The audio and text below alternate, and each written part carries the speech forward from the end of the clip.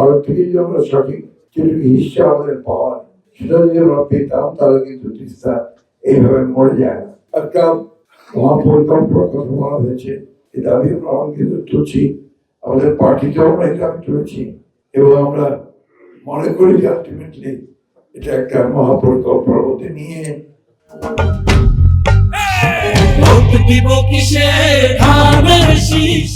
এটা water flow শুধু নয়, এর আশেপাশে মানুষের জীবন জীবিকা যেন আপনার সুন্দর করা যায় এবং তিস্তাকে বাঁচাতে হবে আমাদের নিজেদের প্রয়োজনে, নিজেদের স্বার্থে।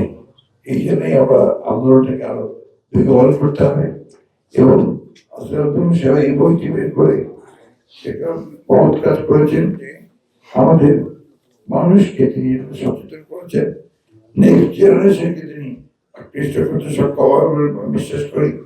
একই সঙ্গে অন্য প্রকাশকেও আমি ধন্যবাদ জানাতে চাই।